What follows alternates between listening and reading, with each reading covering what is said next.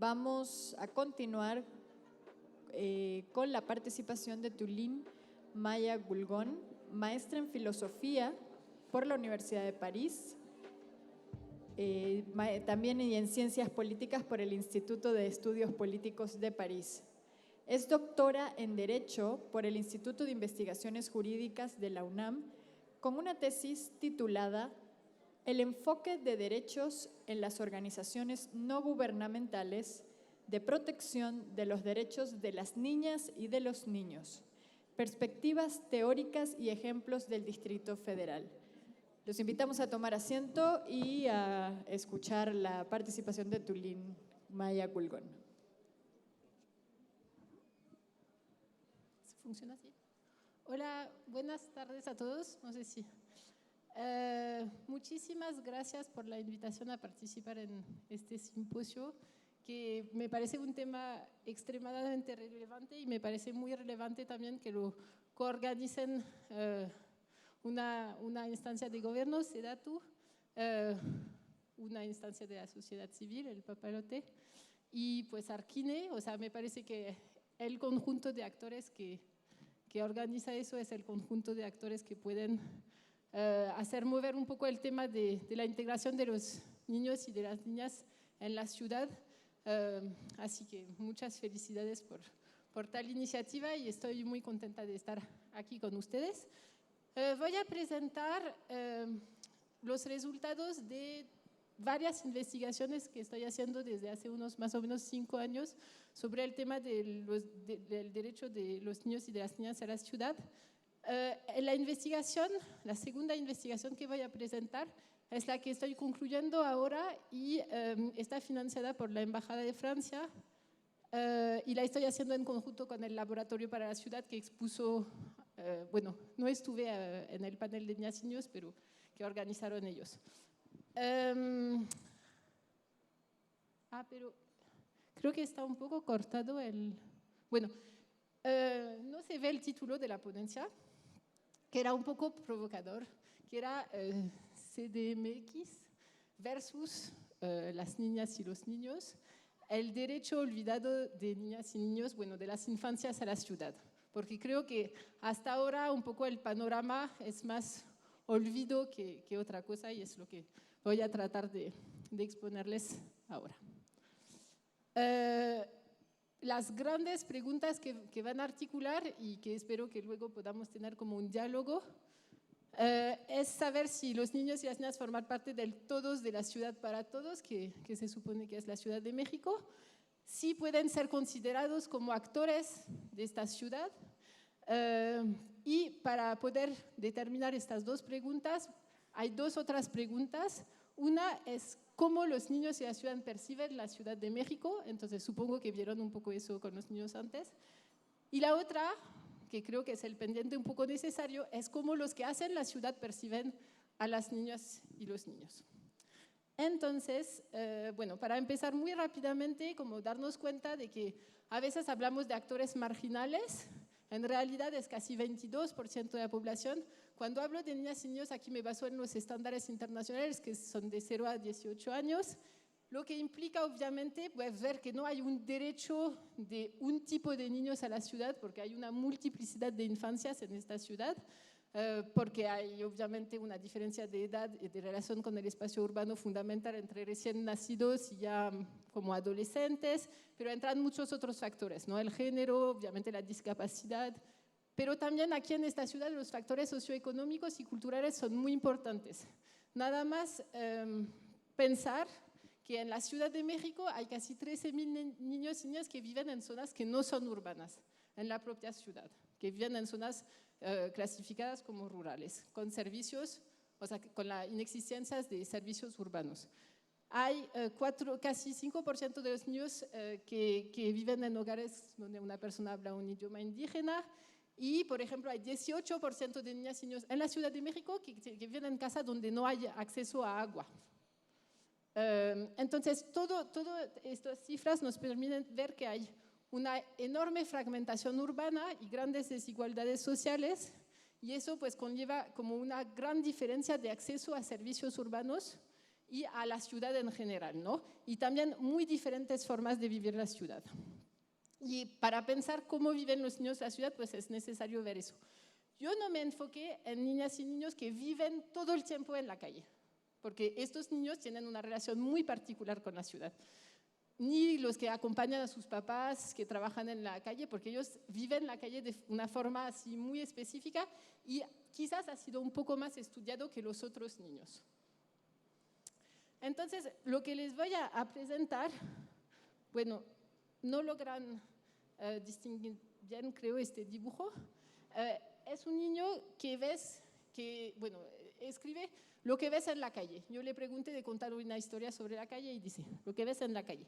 Entonces, de este lado tenemos, bueno, gente buena, árboles, animales y amor. Del otro lado tenemos lo malo de lo que ves en la calle. Pobres, ladrones, botellas tiradas, toxina, sonido, pistola, tornadas, olas, y ya como entramos como en un delirio de cómo se puede percibir la ciudad por parte de un niño que no accede mucho a la ciudad. Entonces, lo que voy a tratar de exponer un poco rápidamente es los resultados de un estudio exploratorio que hice con 4 grupos de niños en 3 delegaciones, en Coyoacán, Tlalpan y la del Valle. En Coyoacán eran 2 grupos, uno en una escuela privada, uno en una escuela pública, y no tuve permiso de la SEP para seguir la investigación en escuelas públicas. Entonces, me enfoqué en unos niños que viven en una situación muy privilegiada en general, y porque pertenecen a clases sociales medias o altas, y además viven en zonas de la ciudad donde sí hay un acceso muy importante a espacio público. Hay zonas verdes, o sea, hablamos de Tlalpan, Coyoacán y la del Valle, ¿no? Hay parques, hay espacios públicos. Entonces me enfoqué en un tipo de niños muy particulares, y todo lo que voy a enseñar hay que tener eso en cuenta porque no podemos en absoluto generalizar, como voy a tratar de enseñarlo después. ¿Cómo trabajé con ellos para saber cómo viven la ciudad y cómo perciben la ciudad? Con una serie de talleres que eran dibujos sobre el barrio, una discusión a partir de fotos sobre parques y jardines, una historia sobre la calle, maquetas sobre su ciudad ideal, fotografías sobre su entorno y entrevistas grupales. Todo esto para que haya una diversidad de técnicas, porque al final, como que cuando trabajamos con niños nos damos cuenta de que es muy difícil solamente utilizar técnicas o solamente verbales o solo hacer un dibujo. O sea, obviamente si yo hago un dibujo sobre mi ciudad, pues no va a ser difícil para la persona con quien trabajo que entienda realmente lo que yo pienso de la ciudad. Entonces, como era una mezcla de técnicas y de temas también, y trabajar con ellos de forma un poco duradera, ¿no? O sea, no una sola vez, que es lo que se recomienda para hacer participar a niñas y niños. Bueno, los resultados rápidamente de este tipo, bueno, de los niños con quien trabajé, es que hay una experiencia muy fragmentada del espacio urbano. Primero, es muy relevante que aquí en la Ciudad de México estos niños no entienden qué es el barrio. O sea, cuando se le pregunta, dibuje su barrio, se ha preguntado en múltiples entornos, en múltiples ciudades, y los niños dibujan su barrio, pero aquí no entendieron qué era barrio. Entonces, hay gente que dice, bueno, podría ser colonia, pero al final colonia es como un poco más vasto, ¿no? O sea, como delimitar. O sea, entonces tuvimos que cambiar la cuestión del barrio a los entornos cercanos a ellos. Pero ¿por qué no entienden la noción de barrio? Yo creo que más allá de una cuestión semántica, de que es una palabra así, que tiene múltiples significados en México, simplemente no frecuentan lugares cercanos a su domicilio. Y si frecuentan lugares cercanos a su domicilio, no lo hacen necesariamente caminando. Por ejemplo, niños del centro de Coyoacán pueden ir a la escuela en Coyoacán, pero no necesariamente van a la escuela caminando. Y eso es un factor muy fuerte para relacionarse con la ciudad, cómo nos desplazamos en la ciudad. Luego, porque frecuentan necesariamente espacios privados. Entonces, casas de familiares, sobre todo, de amigos también, y también pues, lugares donde realizan actividades extraescolares. Y es muy sorprendente, bueno, no sé si es sorprendente, pero sí es muy relevante que tienen realmente una relación de consumo a la ciudad. No sé si distinguen los dibujos. O sea, como que es como un mapa de las tiendas que está al lado. O sea, el número de Oxxos que aparece en los dibujos y de o sea, realmente, aquí obviamente pues también un poco según la clase social, ¿no? ¿Qué tipo de supermercados se van a referir? ¿Qué tipo de tiendas? Pero es como un mapa comercial y bueno, obviamente es como reagrupar en un pequeño dibujo, en un pequeño espacio, las tiendas en las cuales van en realidad con su coche. Entonces, aquí no sé si logran ver que hay unas líneas en rojo, que es sus trayectos, que en un segundo tiempo yo les pregunto ¿y qué trayectos hacen? Entonces, muchas veces es desde el estacionamiento y van a los lugares de consumo, ¿no?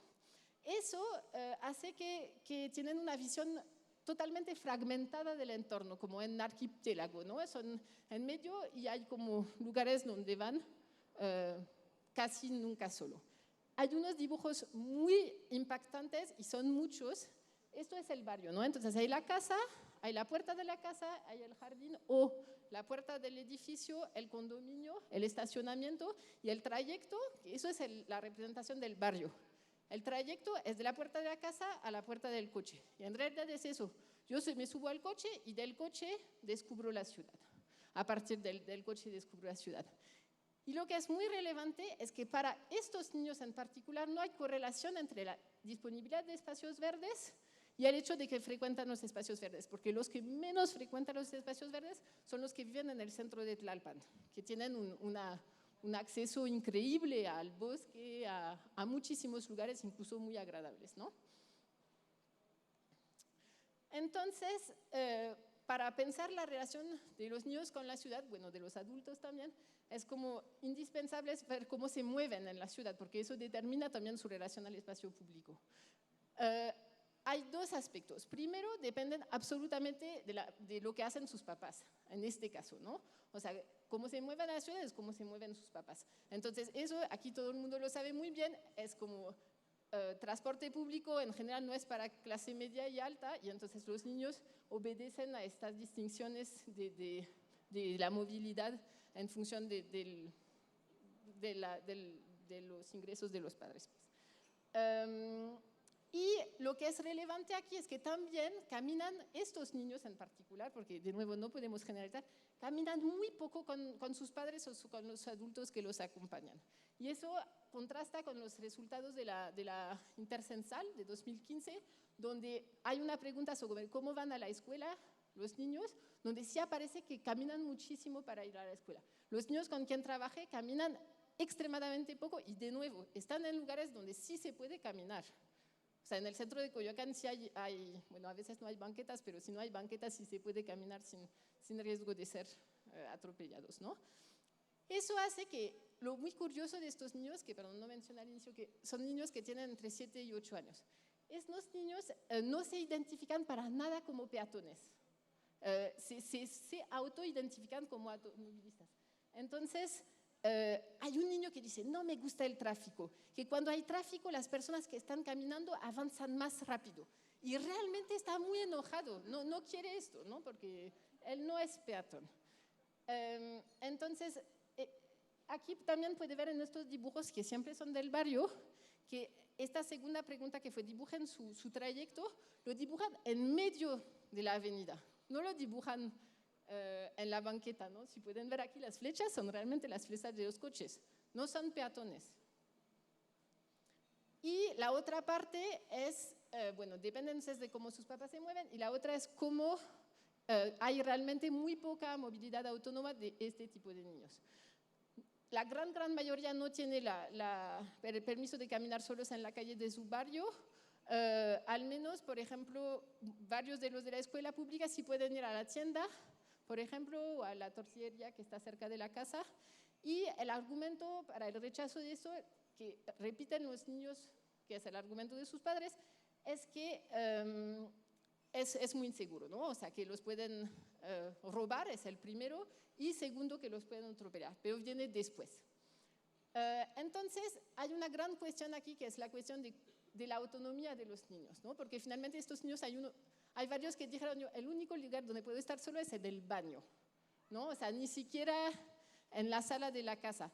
Y eso es una tendencia muy interesante como esta cuestión de la autonomía de los niños versus su protección o su sobreprotección, que lo que es muy relevante es que no es un tema que se observa solamente en la Ciudad de México. O sea, estuve en una conferencia con gente de Japón, de Suecia, de otros países latinoamericanos, y el punto común es que en todos los lugares hay un argumento de la seguridad, incluso en lugares donde no hay tanto problemas de inseguridad. De hecho, en estos barrios no sé, o sea, yo creo que sí hay como más probabilidad de que un niño que salga solo a la calle muera atropellado que, o sea, lo atropellaran antes de que alguien lo robara, pues, pero es como un argumento que hay que pensar mucho para pensar la relación de los niños con la ciudad. Esta cuestión de que finalmente estar en la ciudad es como adquirir capacidades, ¿no? Sobre todo aquí, es aprender a cruzar la calle. Pues si no aprendo a cruzar la calle aquí, nunca voy a saber cruzar la calle, porque sí es una herramienta que requiere pues aprendizaje y habilidades que podemos ver niños muy chiquitos que los tienen, sí se ven a niños pero son niños que aprenden a hacerlo, ¿no? Bueno, para los niños la calle es el lugar más hostil en la ciudad, ¿no? Es la función de la calle. ¿Para qué sirve la calle? Para que no te atropellen, para que los carros, bueno, esta distinción entre calle y banqueta, ¿no? Para que los carros no se pasen por las banquetas, para que los autos sepan dónde ir. Los niños dicen, la calle es para los autos, no es para los humanos y menos para los niños. Entonces, en sus dibujos del barrio, muchos representan calles, avenidas muy anchas, llenas de coches, y enseñan cómo ellos mismos van en los coches. Y bueno, eso solo alcancé a escuchar la última parte del panel, pero veo que sí, Peatonito cumplió su papel de peatonito. Y entonces, pues sí, o sea, la verdad es que en la Ciudad de México, a nivel nacional, primera causa de muerte es accidentes de automóvil, ¿no? O sea, como finalmente sí, y eso remite a que las políticas públicas no pueden ser solamente para los niños. O sea, al final, como es una ciudad que no es para los peatones y que entonces eso es aún peor para personas chiquitas que avanzan más lento, ¿no? La cuestión del miedo hacia todo lo que es público y a los extraños, pues les mencioné un poco que no es común, o sea, es común a muchísimos lugares del mundo, y aquí es muy, muy fuerte. Bueno, supongo que todos lo sabrán y que igual hacen lo mismo con sus hijos, que realmente hay una idea que un niño no puede estar solo en la calle porque lo pueden atropellar. Entonces, aquí tenemos a la calle de Jicotenca, que para los que conocen el centro de Coyoacán es la calle del mercado, donde hay una mujer que asalta a un hombre y identifica el dibujo que es la calle de Jicotencatel. La verdad no es el lugar más peligroso de la Ciudad de México. Entonces, estos niños, obviamente, bueno, creo que ninguno ha presenciado un asalto, una balacera, pero este discurso es así masivo, ¿no? Es como el argumento para no estar afuera.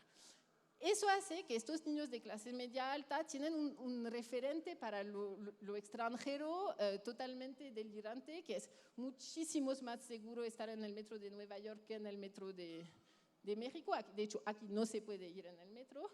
Entonces hay esta niña que dice, a mí me gusta caminar en los viveros. Lo peligroso de los parques es que tus papás se distraen y te puede robar un extraño.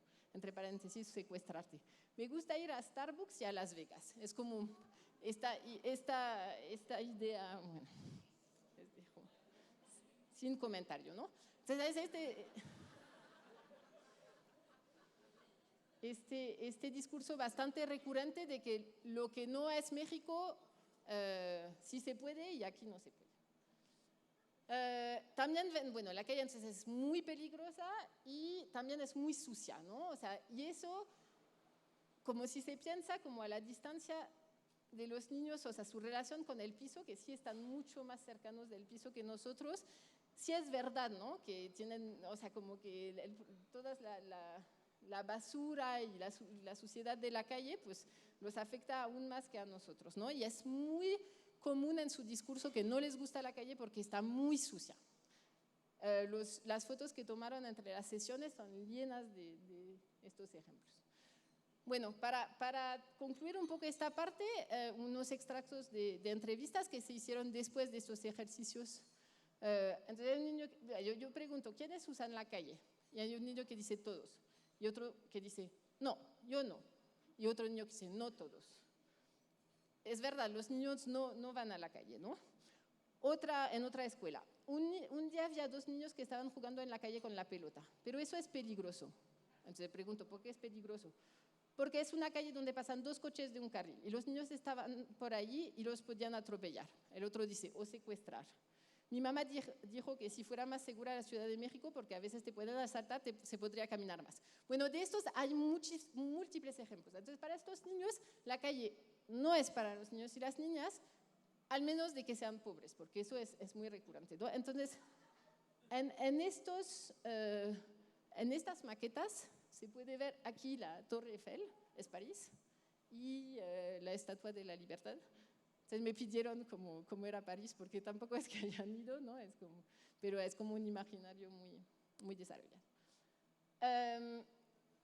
Dentro de este entorno que aparece muy hostil para ellos, los parques y los espacios de juego sí los ven como islas muy positivas, ¿no? Y eso yo creo que hay que tomarlo mucho en cuenta, porque si hay un discurso de que la ciudad tiene que ser de todos los espacios tienen que ser para los niños, no hay que hacer espacios específicos para los niños, o sea, si hay como todo el discurso de Tonucci y todo esto, yo creo que en un contexto como la Ciudad de México es difícilmente aplicable, porque es verdad que es un entorno muy hostil. Entonces, hay estas pequeñas islas para ellos que sí les gusta mucho. El punto es que van muy poco. O sea, estos niños van muy poco a los parques, pero les gusta.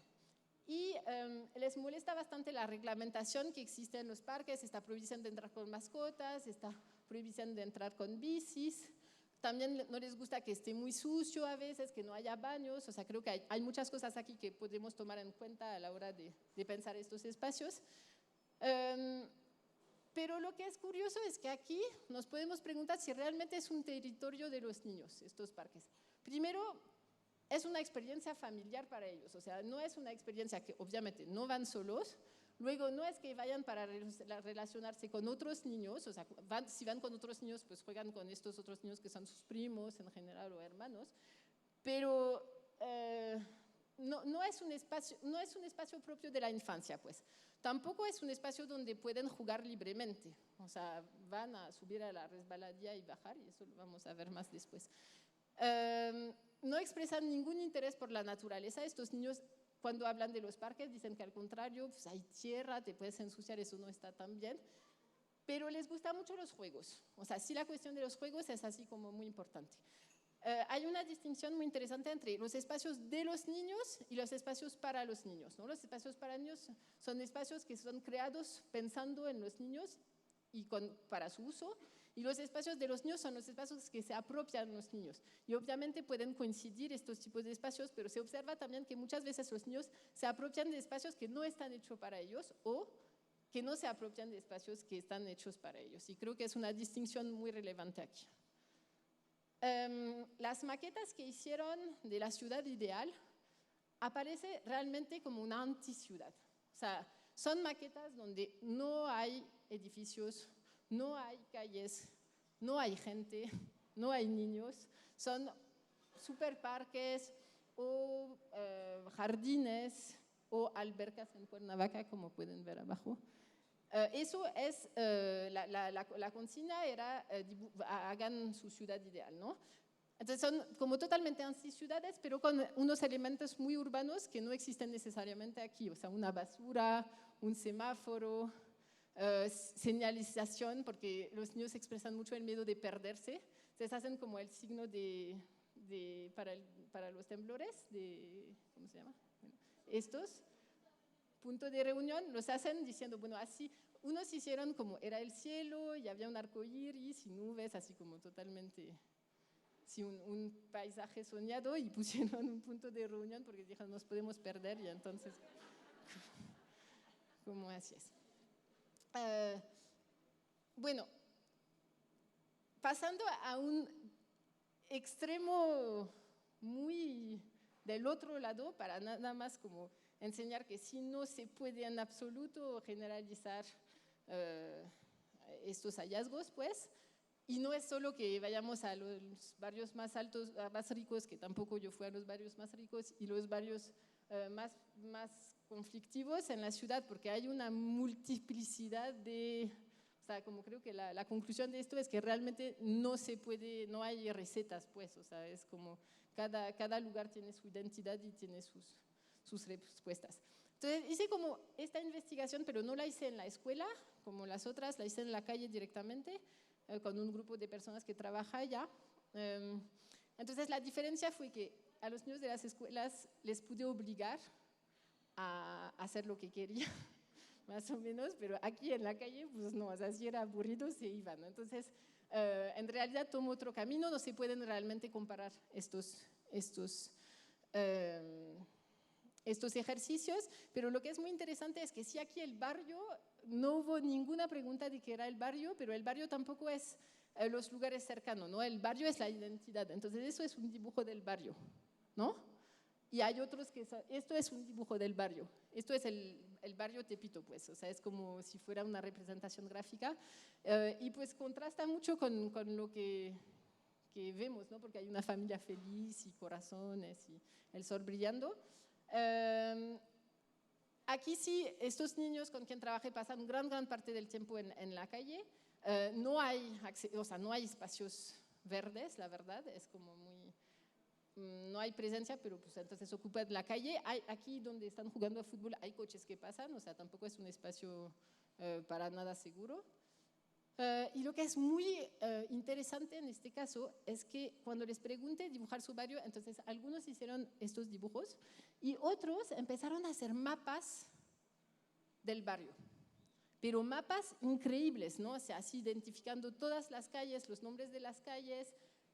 Entonces, después de este ejercicio, hicimos un segundo ejercicio donde ya les dimos como mapas de Google Maps para que identificaran los lugares peligrosos, los lugares que les gustan, bueno, los que no les gustan, los que no les gustan. Y es muy impresionante que todos los niños, incluso súper chiquitos, porque aquí no pude decidir de su edad, había muy chiquitos y había más grandes, identifican perfectamente en un mapa, lo cual para quien conozca a Piaget y a su idea de que los niños adquieren muy progresivamente esta cuestión de representación del espacio, es como bastante interesante porque hay niños muy chiquitos que tienen una posibilidad de representación espacial en mapas como muy fuerte. Entonces identifican los lugares que les gustan y los lugares peligrosos, y aquí también es muy interesante porque en Tepito sí hay una calle que está por allá abajo, que todos identifican como muy peligrosa, todos dicen que allá hay balaceras, asaltos y todo, pero también identifican mucho a circunvalación, porque hay el problema de los coches, ¿no? Entonces, incluso en Tepito, donde cuando pensamos en este barrio, pensamos más en la cuestión de la seguridad vinculada con actos delictivos, en realidad también hay un gran problema de no regulación de los automóviles. Okay.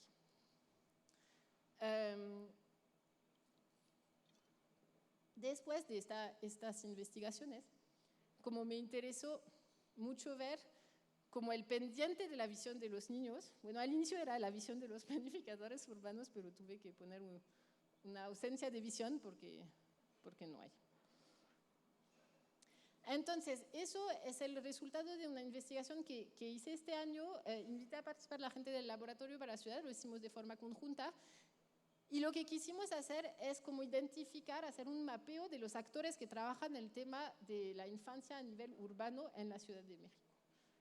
Entonces, como no hay nadie que se encargue realmente de este tema, tuvimos que ver primero muchas dependencias dentro de la Ciudad de México, del gobierno de la Ciudad de México, y también pues tuvimos obviamente que ver a nivel delegacional, ¿no? Y algunos programas federales.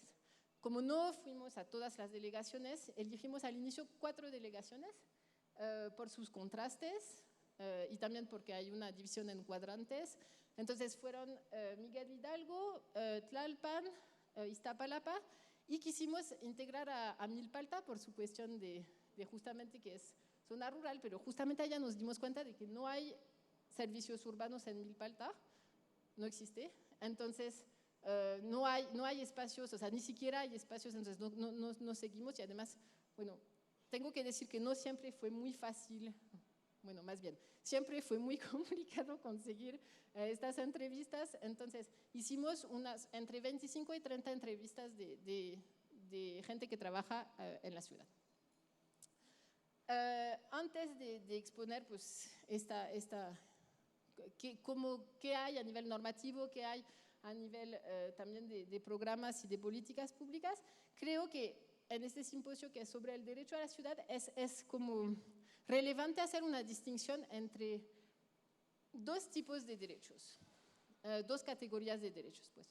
Una sería los derechos en la ciudad, ¿no? Que son los derechos económicos y sociales de los niños, que implica que tendrán que tener un acceso igual, estos niños, a estos derechos que son pues, de condición de vida, de salud, de educación, ¿no? Estos son los derechos que tienen en la ciudad. Y hay el derecho a la ciudad. Y el derecho a la ciudad, que no se contempla en general a los niños dentro de estos derechos, yo lo contemplo en tres aspectos.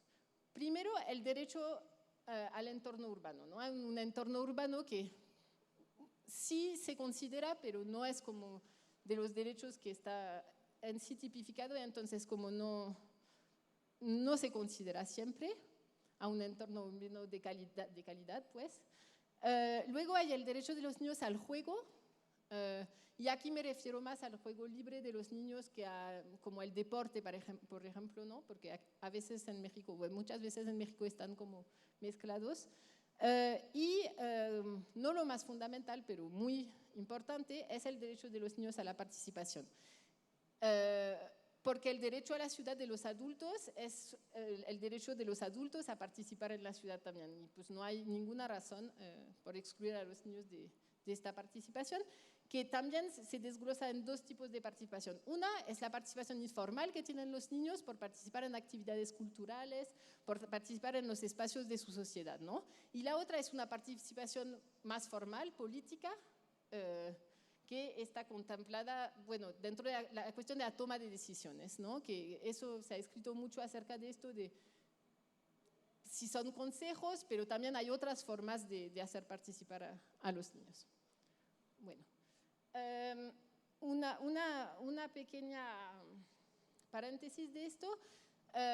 Hay un investigador que se llama Aldo Rojas, que acaba de terminar una tesis de maestría, creo que es en arquitectura, no, en historia del arte, extremadamente interesante, donde él rescata muchos espacios para niños, o sea, espacios de juego que tienen una gran relevancia a nivel arquitectural y de diseño en la Ciudad de México. Entonces, es mobiliario urbano que ha creado arquitectos muy famosos, o sea, hay de Barragán, pero también escultores, y lo que él llama los valiosos ejemplos de mobiliario urbano infantil que surgieron desde el anonimato institucional, por ejemplo, el Parque Sullivan, el Jardín del Arte, que justo quiere remodelar ahora la Autoridad del Espacio Público, pero hay muchos ejemplos aquí. Entonces, él hace un catálogo muy impresionante que nos enseña que si en el curso del siglo XX hubo como un interés muy fuerte o en espacios realmente públicos o dentro de unidades habitacionales para crear pues este tipo de mobiliario urbano, pues que vamos a ver que la diferencia entre equipamiento y mobiliario aquí es como muy no se sabe bien. Entonces, pues hay estos animales que fueron creados por el instituto que era el ancestro del DIF, pues, que son todos estos animales de concreto que pueden ver en muchísimas partes de la ciudad. Esto es una escultura de Sebastián en un conjunto habitacional. Este es el Parque Sullivan, que no se sabe quién lo diseñó este mobiliario, pero que visualmente y para el juego de los niños es muy interesante. Y este es un ejemplo también interesante porque no sé si algunos de ustedes lo han conocido. Era en la creación de Tlatelolco, era un cohete gigante y es una resbaladilla, y entonces pues, dice en su investigación que lo tuvieron que quitar porque se murieron varios niños.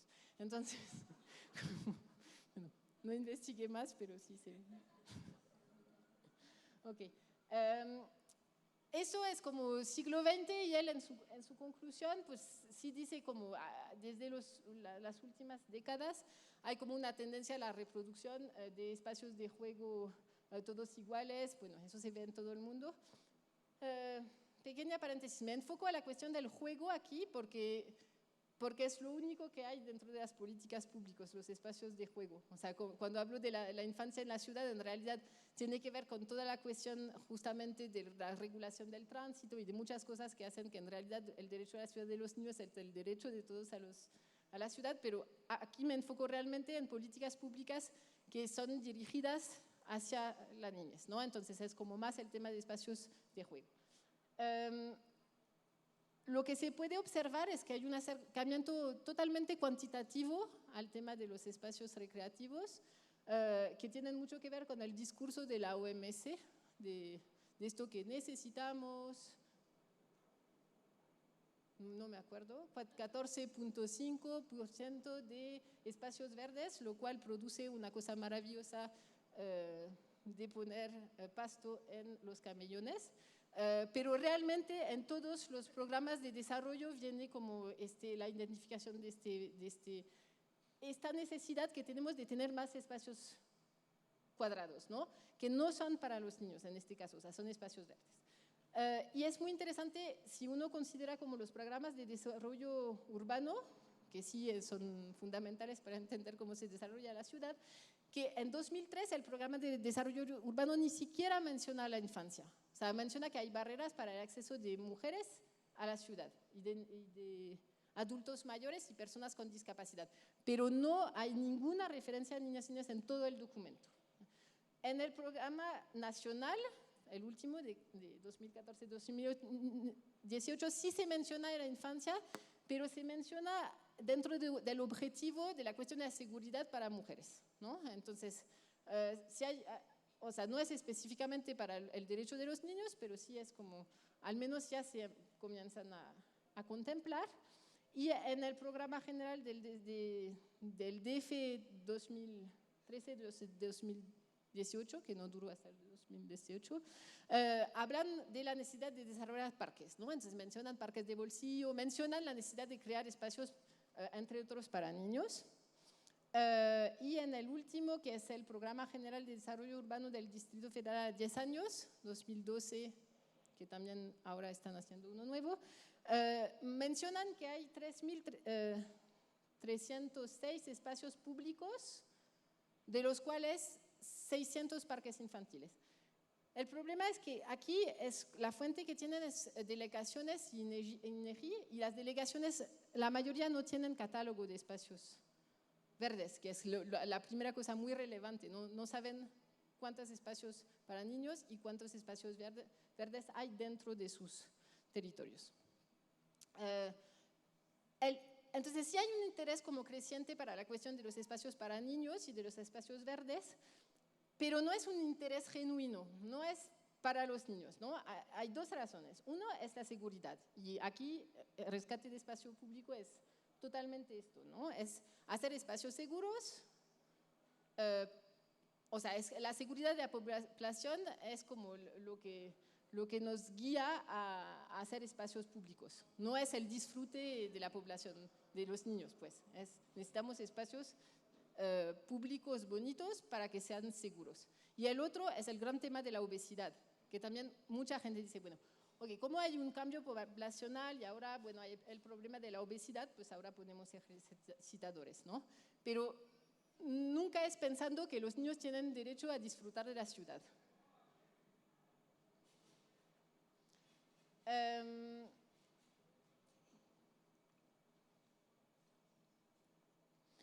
Una de las razones por lo cual es muy complicado entender cómo funciona el tema de los espacios de juego en la ciudad y a nivel de la delegación es que no entran dentro de ninguna categoría. No entran dentro de mobiliario urbano y tampoco entran dentro de equipamiento urbano. Eso hace que no entran dentro de ninguna normatividad. Y no es más divertido ver cosas de niños y que pero es muy relevante este punto, porque si no entran dentro de ninguna categoría, entonces nadie es responsable de ellos, pues. La cuestión de la normatividad es muy importante. Aquí entonces no entran dentro de ninguna normatividad. Y se puede ver que hay diferentes normatividades. Bueno, yo como traté de ver un poco en otros países cómo funciona este tema, hay diferentes tipos de normatividad. Una es como regular justamente cuántos metros cuadrados tendrían que haber para los niños en la ciudad, para espacios de juego, ¿no? Y eso se ha mostrado que sí, obviamente, si son de calidad, puede ser una normatividad interesante. Pero nunca va a sustituir la cuestión de la calidad, pues. Pero hay también una tendencia a una normatividad guiada totalmente por la seguridad, que de hecho su genealogía tiene mucho que ver con cuestiones de compañías de seguro en Estados Unidos, ¿no? O sea, niños que se caían y entonces empezó a haber juicios y entonces se tiene que asegurar que el espacio, o sea, las empresas de juego que colocan los módulos de juego obedecen a una normatividad que, por ejemplo, en la Unión Europea hay una normatividad muy específica. En México no la hay, pero las empresas utilizan mucho el argumento de que están utilizando la normatividad europea de la seguridad. Esta normatividad es realmente muy detallada, ¿no? ¿Cuántos metros puede haber entre tal y tal cosa? Es como muy demasiado regulada para pensar en una cuestión más creativa de estos espacios. Sin embargo, se puede observar que hay lugares donde se aplica totalmente esta legislación, esta normatividad, donde sí hay espacios de juego absolutamente increíbles, ¿no? Hacia Berlín, aquí es la página, dentro de la municipalidad de Berlín hay un lugar que se ocupa específicamente de los espacios de juego y enseñan como, bueno, ellos sí tienen como muy ubicados cuántos hay, cómo son, pero hay una diversidad y se ve mucho para los quienes han ido a Berlín, o sea, hay muchísimos niños en los parques y hay parques muy distintos. Entonces, esta normatividad como muy abrupta no implica que se tengan que colocar cosas de plástico con una resbaladilla y un piso de esto. Aquí el punto es que no hay como una idea central, o sea, no hay como una instancia reguladora de cuestión de niñez en general, aparte pues del DIF, que es dirigido a un cierto, bueno, no es para niños, es para población vulnerable, ¿no? Entonces, este tema que se encuentra en muchísimas problemáticas vinculadas con la infancia en México es también muy presente a nivel urbano. No hay una instancia rectora, pues, o sea, como tendría que haber como alguien que piense en la infancia, porque no hay nadie que permita que a nivel de la cuestión de movilidad y a nivel de la infraestructura se piense en la infancia, y tampoco dentro de las diferentes instancias hay alguien que esté pensando en los niños. Entonces, lo curioso es que muchísimos de los entrevistados remiten a la autoridad del espacio público como instancia rectora, pero la autoridad del espacio público no asume este papel porque no es su papel, ¿no? O sea, tiene un doble papel. Uno es como una agencia de proyectos, ¿no? O sea, Jardín Pushkin, Alameda es como más un despacho de arquitecto, y el otro sí tiene como programas, pero en lo que concierne a espacios donde pueden estar niños, son programas todos en espacios muy remanentes, ¿no? Es bajo puentes, parques de bolsillo. Entonces sí son programas como bastante específicos y no son como el modelo más extraordinario para pensar en espacios para la infancia. El otro problema es que, bueno, como en general el tema urbano, hay un problema de coordinación, ¿no? Que evocaba la directora del museo. Es decir, puede haber alguien que ponga un parque en medio de un camellón, pero esta persona que ponga el parque en medio del camellón no piensa el acceso a este camellón, ¿no? Entonces, tanto, o sea, como además se suma la cuestión de los diferentes niveles de gobierno, sí hay un problema de coordinación muy fuerte que hace que es muy difícil saber quién es responsable de qué.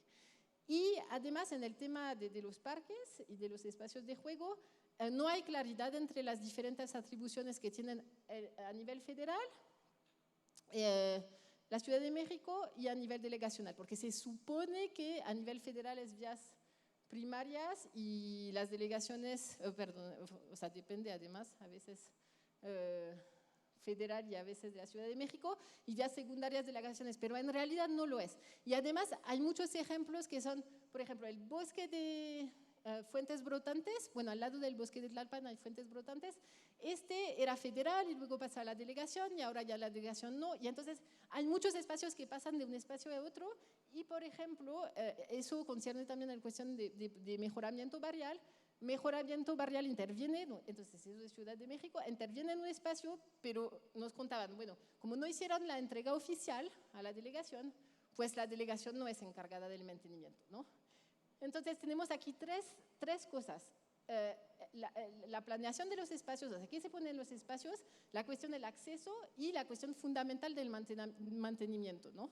Que es a la vez mantenimiento de los juegos en sí, porque necesitan mantenimiento, porque se rompen, y la cuestión del mantenimiento más de la limpieza, que como lo vimos, sí es importante. O sea, un espacio súper asqueroso, pues incluso si es muy bonito, el origen no funciona, ¿no? Entonces, pues eso dice alguien de Seduvi. Porque además no hay como una atribución como cada delegación, no es claro lo que hace cada delegación, pues, porque hay delegaciones que sí tienen presupuesto para, por ejemplo, la compra de juegos y otras no. Entonces, alguien de Seduvi dice, pues sí, no, en realidad no hay ningún común denominador.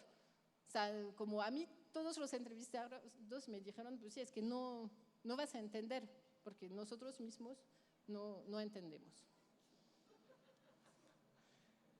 Otro punto que también es relevante es la cuestión que mencionaba muy al inicio, de este acceso fragmentado a la ciudad, ¿no? En función de los lugares y de la cuestión socioeconómica. Sí, pues habrán visto que en la ciudad no son iguales los parques, según el barrio en el cual están, se invierte de forma bastante distinta, aunque también en lugares con pocos recursos no hay, o sea, sí se pueden encontrar parques con juegos como muy caros, como en algunos lugares de Iztapalapa, pero no hay como intención desde muchos de las personas que trabajan en la planificación urbana de remediar este problema, ¿no? Hay varias personas que me dijeron, bueno, es que sí hay que pensar los espacios para niños, hay que pensarlos porque no vas a poner el mismo juego en Santa Fe y en Iztapalapa. El argumento es, pues sí, los niños tienen que comer y tienen que dormir en Iztapalapa y en Santa Fe, pero no son los mismos niños, no tienen las mismas necesidades. Eso es una cita textual, ¿no? Entonces, la idea es que en zonas conflictivas, pues poner juegos bonitos no está bien porque los van a romper.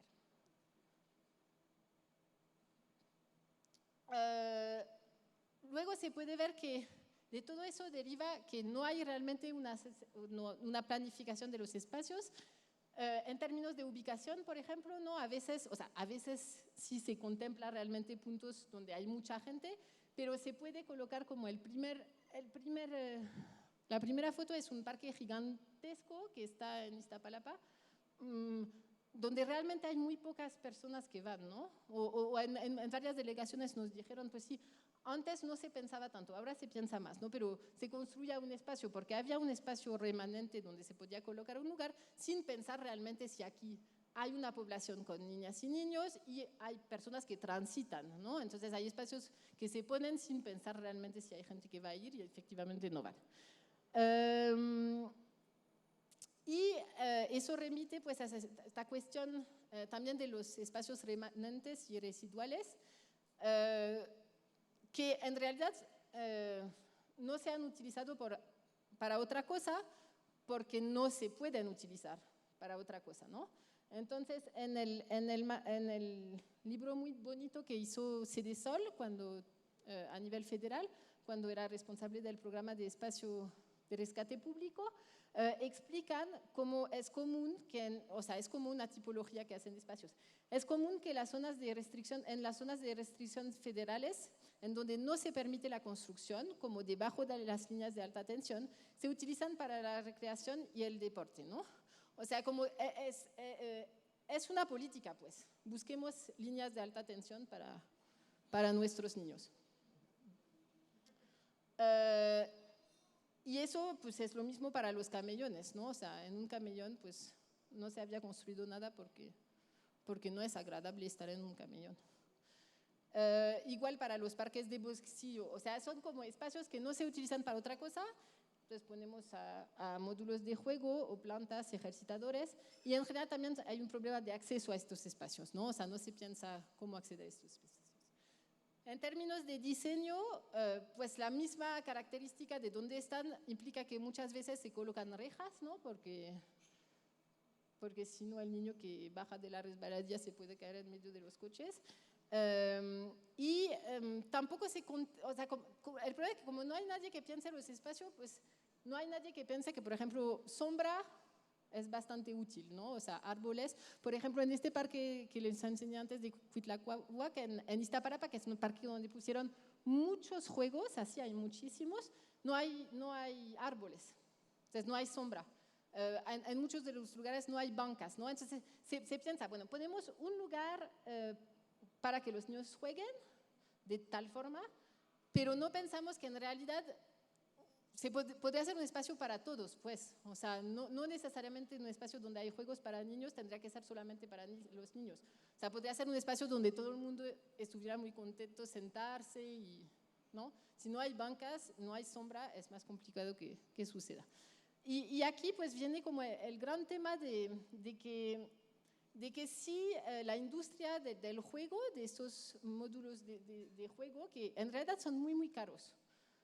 Los juegos de plástico son mucho más caros que los juegos que había antes, que eran de metal. Entonces hay un argumento de que ya no se ponen los juegos de metal porque eran peligrosos.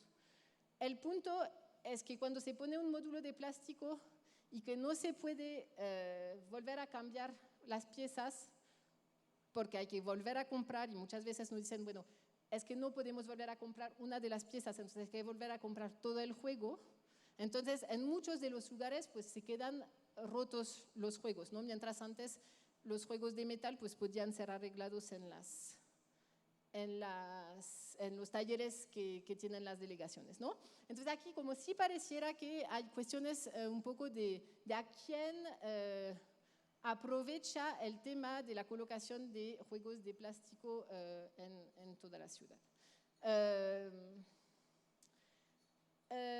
Creo que la conclusión un poco de esto es como al final pensar espacios para los niños, no es solo pensar un espacio donde el niño puede subir, bajar y jugar al gato, viendo una mariposa de colores fuertes, sino como pensar en espacios que sean sociales, ¿no? ¿Cómo podemos pensar en que los niños son actores dentro de la ciudad a los cuales hay que dar un espacio que reconozca su integración dentro de otros actores, y no de forma necesariamente que los segregue en espacios específicamente para ellos, ¿no?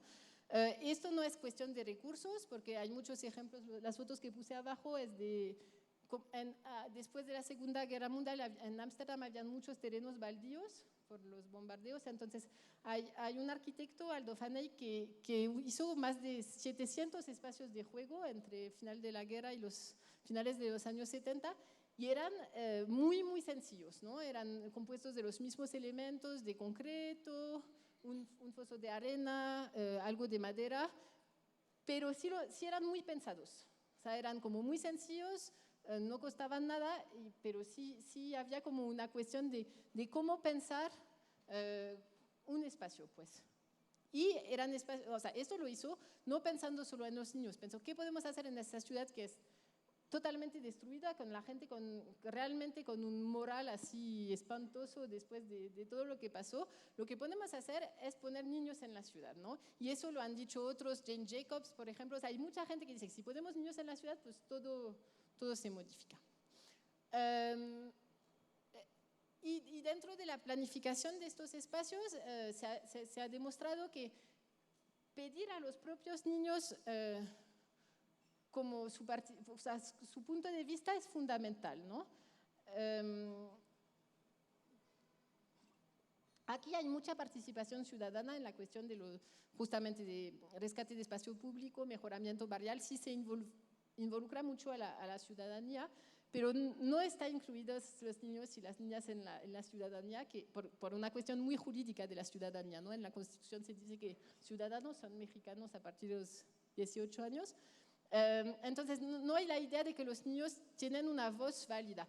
Y si se piensa bien, en realidad sí tienen una voz que es muy válida, ¿no? Porque simplemente tienen otra perspectiva. Ven cosas, hay ejemplos de participación muy interesantes en Inglaterra. Trabajaron con niños de 4 a 5 años y los niños dijeron que no querían pasto en su área de juego, ¿no? Entonces así como fue sorprendente porque…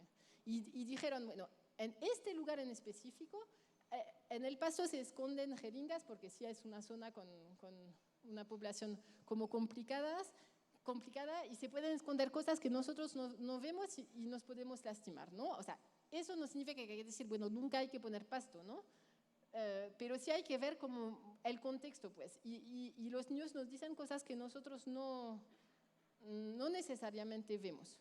O sea, no se trata de decir, bueno, los niños tienen que participar una vez, hacer un dibujo de su espacio de juego favorito, sino como de fomentar una cultura donde los niños puedan, se acostumbren también a decir lo que opinan y una cultura también de los adultos de entender lo que quieren decir y de saber pues cómo balancear entre lo que dicen ellos y lo que nosotros sabemos que es necesario para también su protección, ¿no?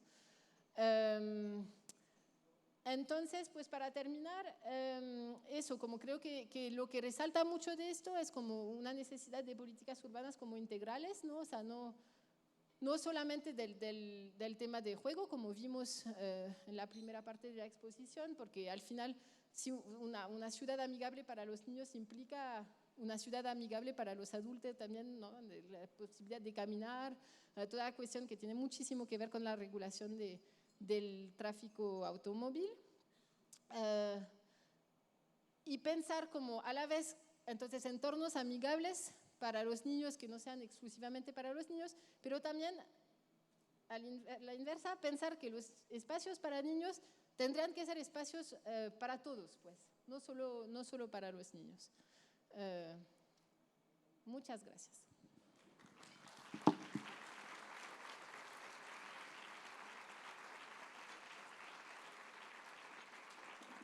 Pues muchísimas gracias, Tulín. Muchísimas gracias también a todos los asistentes. Los invitamos a tomar un receso y a comer, básicamente. Continuaremos con el programa del simposio a partir de las 3:30 p.m. Para comer les recomendamos la feria de comida que está en la entrada del museo o pues que vayan en transporte público a algún lugar cercano y que pues la idea es retomar puntualmente el ciclo de conferencias a partir de las 3:30 de la tarde, cuando iniciaremos con Graham Mencz, continuaremos con Nadine Malev y cerraremos con el panel de especialistas. Muchísimas gracias y nos vemos a las 3:30 de la tarde aquí en el Salón de Usos